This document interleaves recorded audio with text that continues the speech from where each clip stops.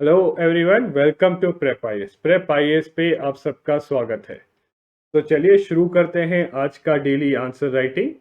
और जो लोग नए हैं उनको मैं बताना चाहता हूं कि हम लोग जो है डेली आपको 11 AM पे दो क्वेश्चंस देते हैं।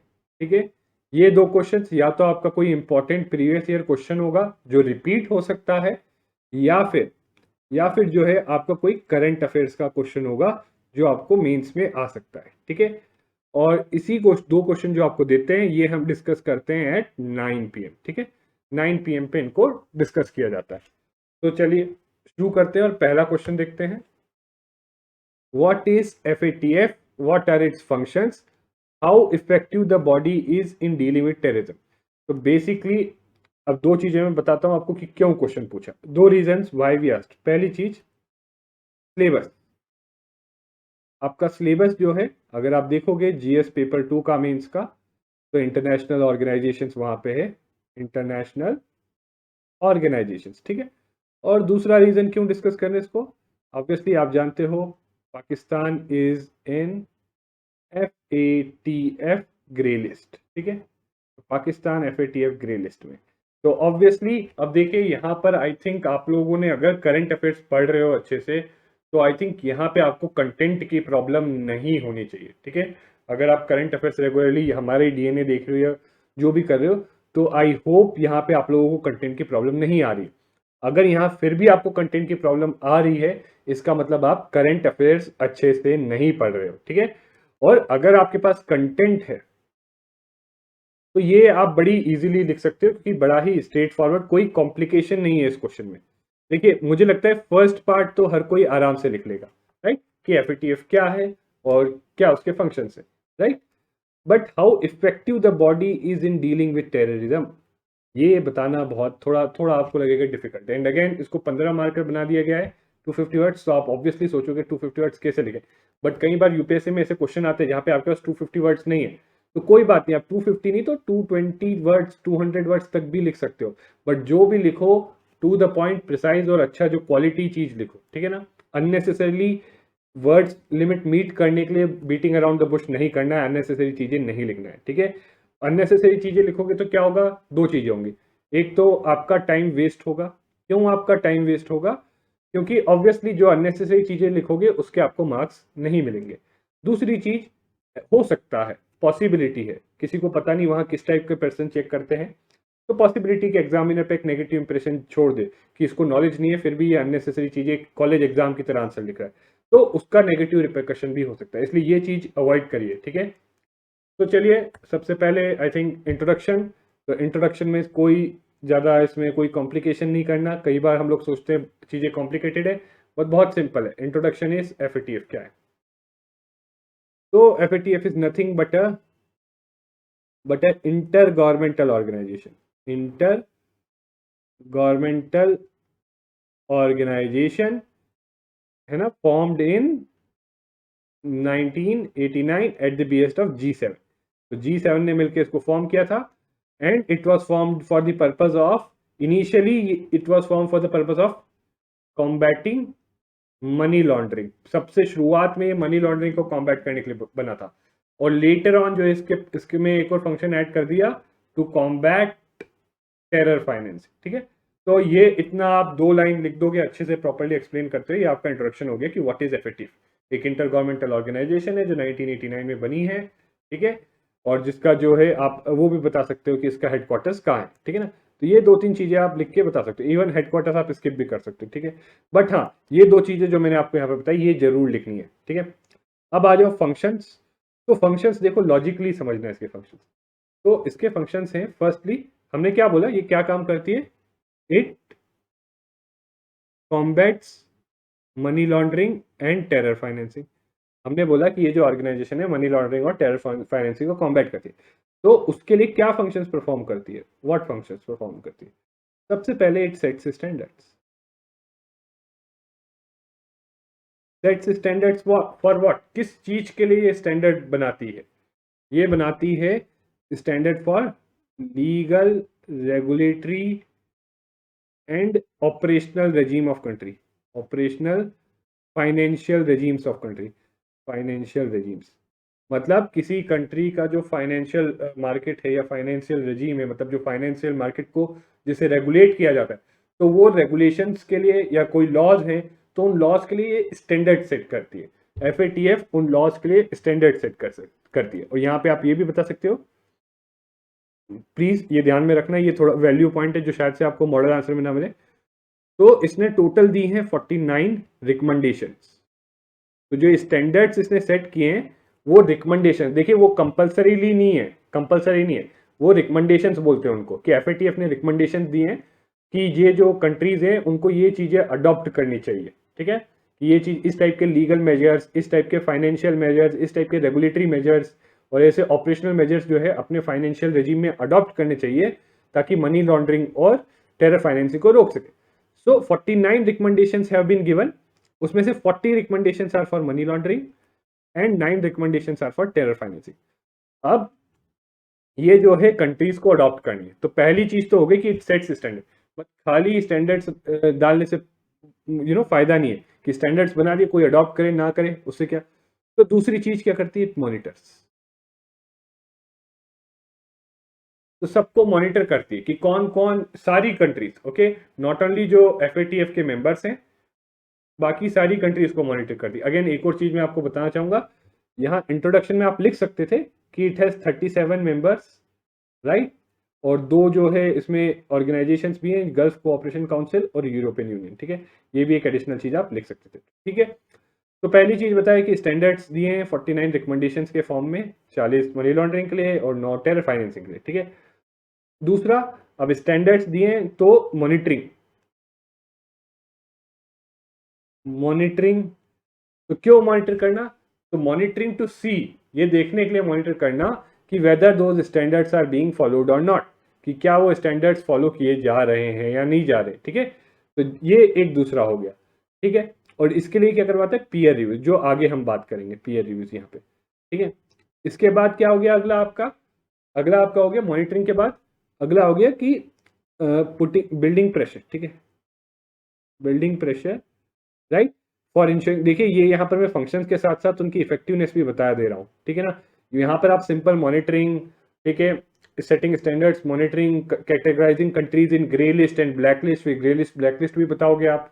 ठीक है ना, तो बिल्डिंग प्रेशर कैसे, by categorising the countries in black list और grey list.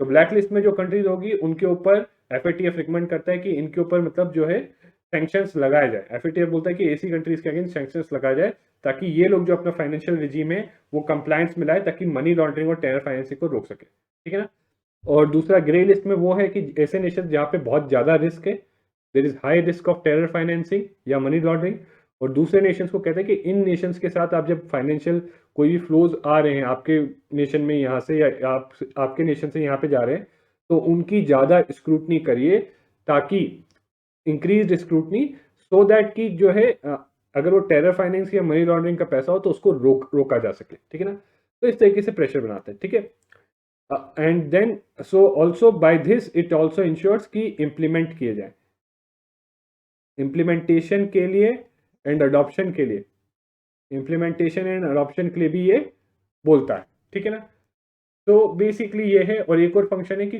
Coordination, coordination role basically ये कोऑर्डिनेट करता है यूएन और जो मेंबर स्टेट्स हैं, यूएनएससी और मेंबर स्टेट्स के साथ, to combat terrorism. Right, now how effective is FATF in combating terror. तो सबसे पहली बात तो इसमें यही देखो, आप देखो टेरर के लिए, जहां भी टेररिज्म, देखिए यहाँ पे समझिए आप, ठीक है, ये चीज आपको मॉडल आंसर में मिल जाएगी, but try to understand the things. देखिए टेररिज्म के लिए आपको क्या चाहिए, एक मोस्ट इंपॉर्टेंट इनपुट टेररिज्म, देखिए टेररिज्म के लिए दो चीजें होती है, एक कोई आइडियोलॉजी होनी चाहिए, मतलब एक कोई कुछ चीज जो उनको वो कर रही हो, ठीक है, एक वैसी फोर्स, इन्फ्लुएंसिंग फोर्स, और एक तरफ होना चाहिए फाइनेंस।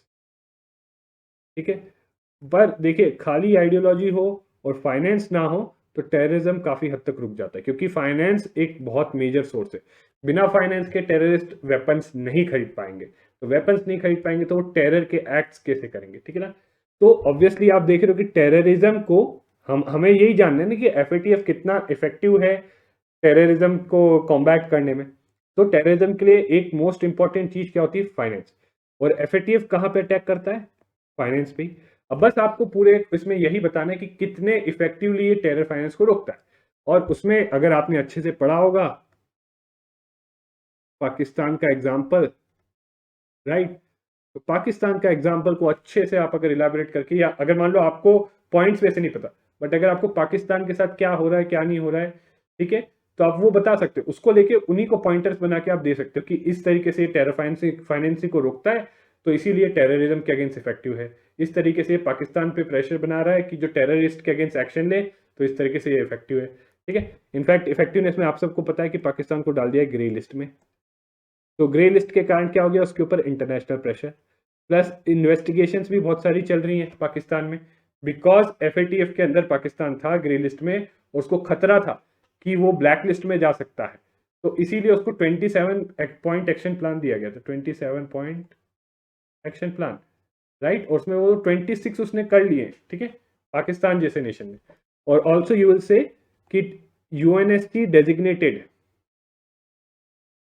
अगर एफएटीएफ के अंदर बोला गया है कि जो यूनाइटेड नेशन सिक्योरिटी काउंसिल ने जिन ऑर्गेनाइजेशंस और इंडिविजुअल्स को टेररिस्ट डेजिग्नेट कर दिया है, जैसे मसूद अजहर, तो उनके अगेंस्ट जो है एक्शन लेना है, उनके फाइनेंसेस रोकना है, उनके अगेंस्ट एक्शन लेना है। और इनफैक्ट इसी कारण तो, इसीलिए तो पाकिस्तान अभी भी ग्रे लिस्ट में रखा गया है, क्योंकि ऐसे जो हैं जिनको यूएनएससी ने, कई जो ऐसे टेररिस्ट हैं या ऑर्गेनाइजेशन है जिनको यूएनएससी ने डेजिग्नेट कर दिया कि ये टेरर ग्रुप से, बट फिर भी पाकिस्तान उनके अगेंस्ट एक्शन प्रॉपर नहीं लिया, ठीक है।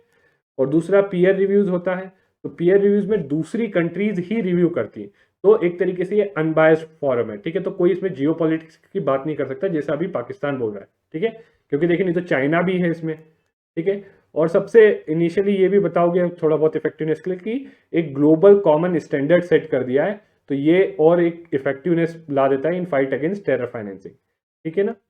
बाकी कोऑपरेशन जो मैं ऑलरेडी बता चुका हूं आपको, तो I hope this is clear. आप पाकिस्तान का एग्जांपल देके बता सकते हो कि ग्रे लिस्टिंग से प्रेशर बनता है, इन्वेस्टिगेशंस होती हैं, ठीक है।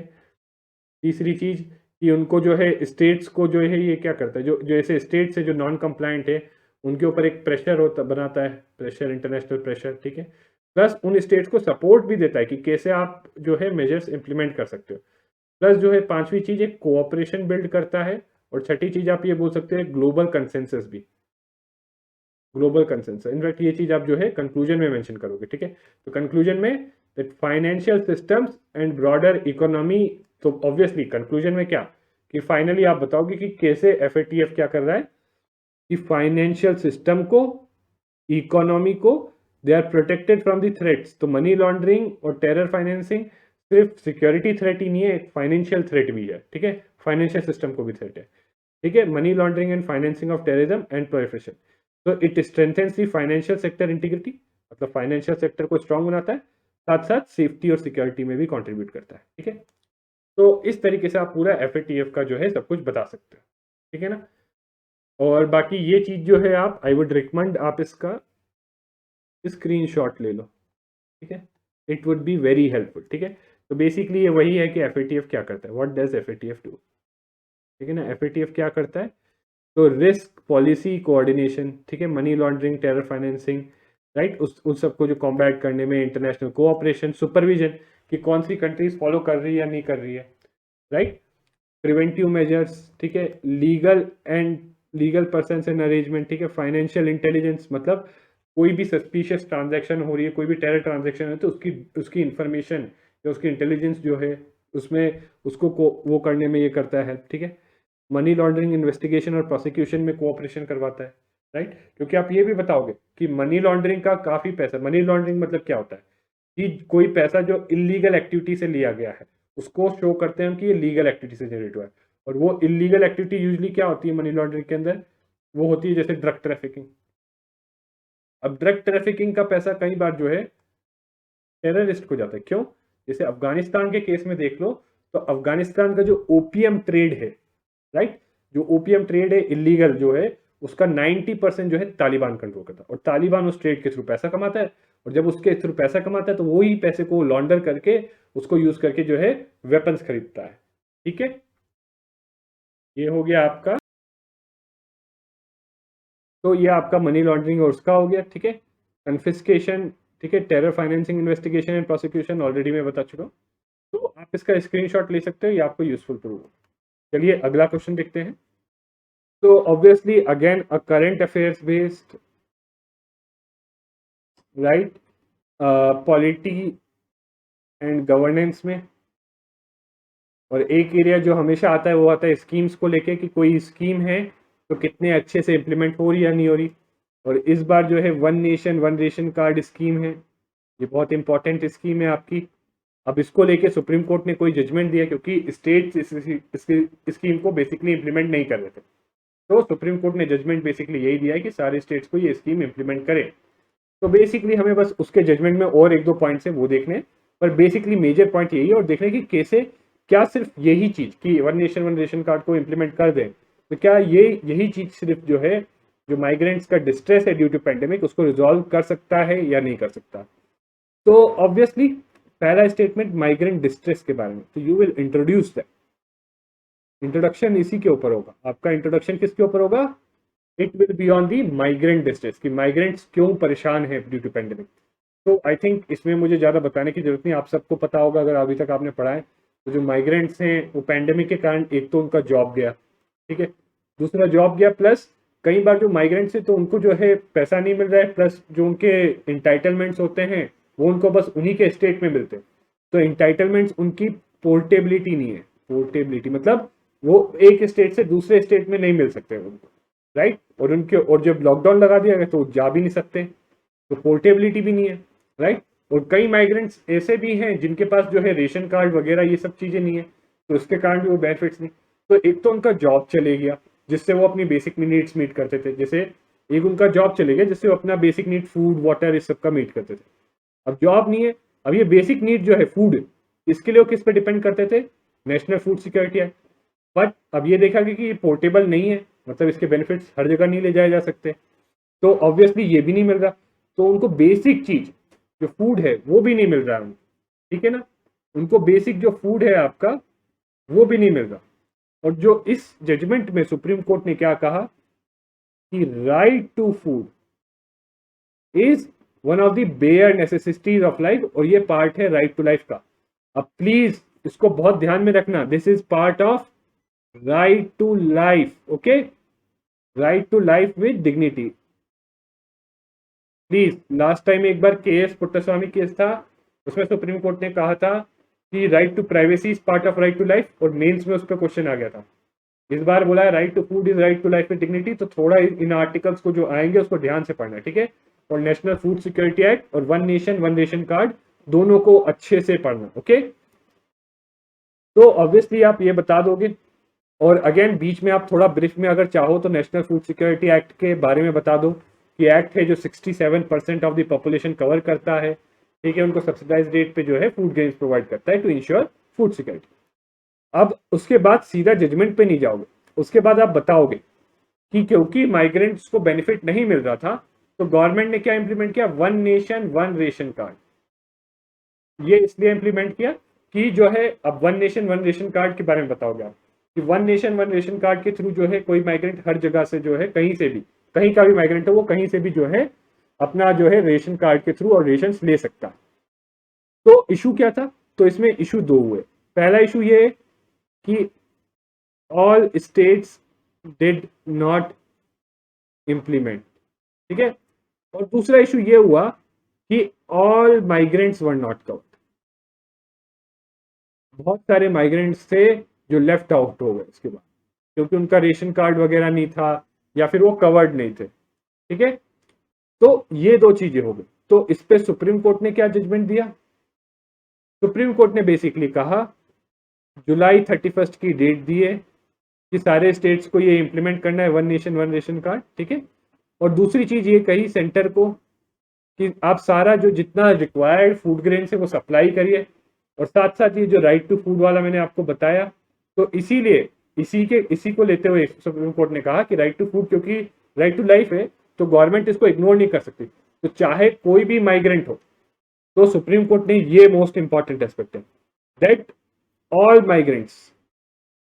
माइग्रेंट्स को जो है ड्राई रेशंस प्रोवाइड किए जाएं, ठीक है। ऑल 38 करोड़ जो माइग्रेंट्स हैं उनको ड्राई रेशन प्रोवाइड किए जाए, ठीक है ना। तो ये कहा, और इसके साथ साथ एक और चीज कही, national database for unorganised workers, ठीक है। National database for unorganised workers को जल्दी से जल्दी कंप्लीट किया जाए, ठीक है, ताकि इनका डेटाबेस होगा तो पता चलेगा किसको जो है हमें देना है बेनिफिट्स, ठीक है ना। तो ये बेसिकली कुछ इंपॉर्टेंट चीजें सुप्रीम कोर्ट की जजमेंट में कही, ठीक है। सो अब इसका वन नेशन, ये आप या तो पहले ही बता सकते हो या बाद में बता सकते हो, ठीक है, कोई इशू नहीं। अब देखिए रिगार्डिंग इम्पैक्ट, तो इम्पैक्ट अगर आपको बताना होगा तो उसमें आप सीधे सीधे पहले तो दोनों चीजें बताओगे। इम्पैक्ट में पहले बताओगे कि it ensures right to food, ये राइट टू फूड इंश्योर करता है सबके लिए, राइट। इट विल इंश्योर कि कोई भी जो माइग्रेंट है he is not denied that basic right to food, जो उसके राइट टू लाइफ में डिग्निटी का पार्ट है, ठीक है ना। सबको जो मिले, जो फूड, जो बेसिक मिनिमम नीड्स हैं उसके लिए फूड मिलेगा, और अगर उनके पास रेशन कार्ड नहीं है तो भी मिलेगा, ठीक है। बट उसके बाद भी आप कुछ इश्यूज अभी भी रहेंगे। एक तो है इम्प्लीमेंटेशन, क्यों, क्योंकि ऑब्वियसली सबको आइडेंटिफाई कैसे किया जाएगा, ठीक है। सारे माइग्रेंट्स को जब तक वो डेटाबेस नहीं बनाया गया है तब तक आइडेंटिफाई कैसे किया जाएगा। और दूसरा इशू है कि अपार्ट फ्रॉम फूड, फूड के अलावा भी जो है दे नीड शेल्टर, उनको जॉब्स चाहिए, उनकी जॉब्स लूज हो गई है, कब तक फूड देते रहोगे, उनको जॉब्स चाहिए होंगी, राइट, शेल्टर चाहिए होगा, और भी बहुत सारी बेसिक नीड्स है जो फुलफिल करनी होगी। तो ऑब्वियसली इसके लिए क्या किया जा सकता है, अब आपके कंक्लूजन में बस यही आएगा कि कैसे जो है ये और भी जो माइग्रेंट्स की नीड है उनको फुलफिल किया जा सकता है। तो कंक्लूजन में 3-4 चीजें आप स्ट्रेट फॉरवर्ड पॉइंटर फॉर्म में बताना। पहली चीज तो इंटर स्टेट, जो सुप्रीम कोर्ट ने भी कहा है, inter state migrant workers act, इसको प्रॉपरली इंप्लीमेंट किया जाए, inter state migrant workers act को प्रॉपरली इंप्लीमेंट किया जाए। दूसरी चीज, national database for unorganised workers का जो पोर्टल है उसको फटाफट कंप्लीट किया जाए, सारे माइग्रेंट्स को उस पर रजिस्टर किया जाए ताकि उनको हम आइडेंटिफाई कर सके और उनको बेनिफिट्स दे सके। इसके साथ साथ क्या कर सकते हैं, एक सजेशन ये है कि नेशनल फूड सिक्योरिटी एक्ट को टेम्परेरी पीरियड के लिए यूनिवर्सलाइज कर दिया जाए, मतलब हर कोई एलिजिबल है, ठीक है, हर कोई एलिजिबल है, ओके। और इसके साथ क्या कर सकते हैं, एक और चीज कि एक मिनिमम बेसिक इनकम, एक बेसिक इनकम जो है उनको ट्रांसफर की जा सकती है, ठीक है, ये भी कर सकते हो। तो ये 3-4 रास्ते, अगेन कंक्लूजन में ऐसा नहीं कि आप यही लिख सकते हो, अगर आपको भी कोई इनोवेटिव सजेशन आता है जो आप ब्रीफ में लिख सकते हो तो वो भी आप यहाँ पे दे सकते हो। So this is it. I hope this session was useful to you. And again, I would strongly recommend, please practice answer writing. अभी मेरी ये सलाह मान लो, अगर आपका जैसे मेंस देने जाओगे, अगर आप डेली आंसर राइटिंग करते हो, फिर यू नो आप सोचोगे कि कितना काम में आया है आपके, ठीक है। तो ज़्यादा पढ़ने, मतलब एक बैलेंस रखना होता है।